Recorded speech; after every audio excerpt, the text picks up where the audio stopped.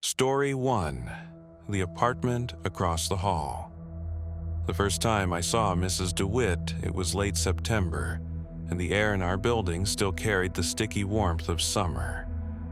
The hallways always smelled faintly of bleach and old carpet, and the overhead lights gave everything a yellow glow, especially near her door, apartment 307. She wore her hair pulled tight and always walked with her head low, a thick scarf wrapped around her neck no matter the weather.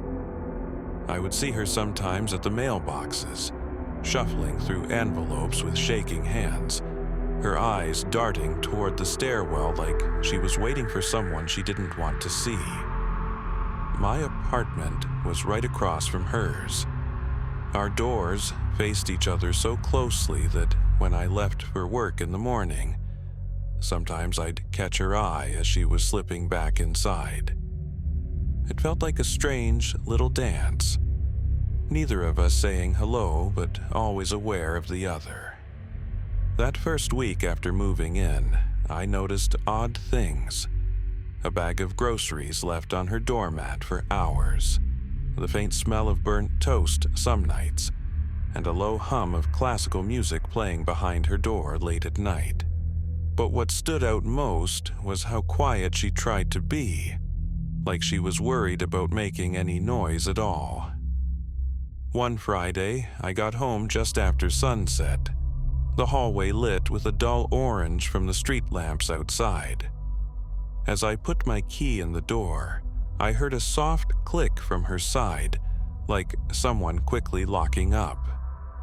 I tried to shrug it off, but the hairs on my arms stood up, prickly from the strange feeling in the air. Later that night, I was sitting at my kitchen table, window cracked open for the first cool breeze of the season. Somewhere down the hallway a floorboard creaked, and then I heard it. Whispering. Soft, desperate, and too close. I turned off my light, pressed my ear to the door, and listened. The words were muffled, impossible to make out, but it sounded like two voices, one pleading, the other cold and sharp. After a minute, everything went quiet again. The next morning, a yellow slip of paper was wedged under my door. It was for Mrs. DeWitt. In tight, hurried handwriting, she'd written, "If you hear anything strange at night, please ignore it. Thank you for understanding." I didn't see her for days after that. No footsteps, no music, not even the burnt toast smell. But late one night, as rain pattered the windows and thunder rolled in the distance, I heard a single, heart-stopping scream from her apartment. Then nothing. Just silence and the echo of my own breath, held tight in my chest. The building's air felt heavier after that. The next day, a moving van was parked outside.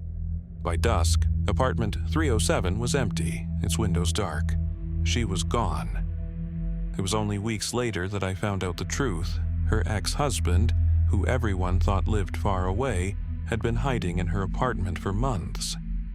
The voices I heard, the fear in her eyes, the hurried note, none of it was in my imagination. Story 2. The strange smell. Down the hall. There's something about old apartment buildings that always made me uneasy. The clanking pipes, the hum of the elevator, the way every hallway seemed to hold secrets. When I moved into 3B, the first thing I noticed was the smell. It was subtle at first, like sweet perfume, mixed with something sour, almost metallic. The woman who lived next door, Miss Holloway, was always friendly, but distant. She wore crisp suits and always left for work at the exact same time every morning, never missing a beat. A few days after moving in, I started to notice that her blinds were always drawn tight, even on sunny afternoons, and a thin flickering light glowed from beneath her door at all hours. At night, the hallway felt colder in front of her door, and once or twice I caught a shadow moving in her window when I came home late. The smell got stronger, sharper, It crept under my door and clung to my clothes. I asked another neighbor about it, and he shrugged, saying, "She keeps to herself. Never has visitors. Some people are just odd." One night, as I was throwing out the trash, I heard something strange. A soft scraping sound like metal against tile coming from her apartment.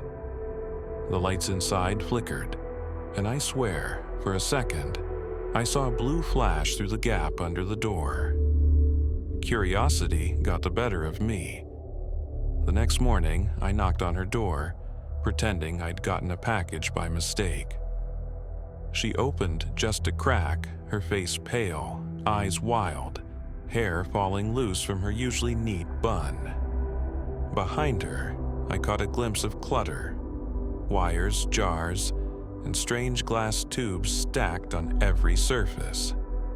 She said she hadn't seen any package, and before I could say anything else, she closed the door, the lock sliding into place with a finality that made my stomach twist. For the next week, the smell got worse. It became all I could think about. My sleep was restless, filled with strange dreams of dark corridors and doors I couldn't open. Then, one afternoon, police cars pulled up to the building, red and blue lights flashing through the rain. I watched from my window as officers knocked on Ms. Holloway's door. After a long minute, they broke it down. They carried out boxes, bags, and finally, Ms. Holloway herself, handcuffed and silent. It turns out she'd been building a makeshift lab in her apartment, mixing chemicals and solvents in secret. The smells and flashes I'd noticed just the tip of the iceberg. In the end, the fear I felt wasn't just in my mind. The tension in the air, the chilling sense that something wasn't right, it was all real. And for weeks, I slept with my door double locked, wondering what other secrets these walls might be hiding. In apartment buildings, we rarely know what stories are unfolding just a few walls away. Sometimes, the strangest experiences hide behind the most ordinary doors, and the people who pass us in the hallway are carrying secrets we'll never truly understand. Maybe you've had a neighbor who made you feel uneasy, or maybe you've seen something out of place late at night and shrugged it off as your imagination. But sometimes what unsettles us most is not what we see, but what we sense, what we almost notice, or what we're warned not to find out. If you ever move into a new building, pay attention to the small details, the flicker of a light, a note slipped under your door, or a door that should be empty but isn't. Sometimes it's best to listen to the warnings, trust your instincts, and remember, behind every wall, there's a story you might never want to know.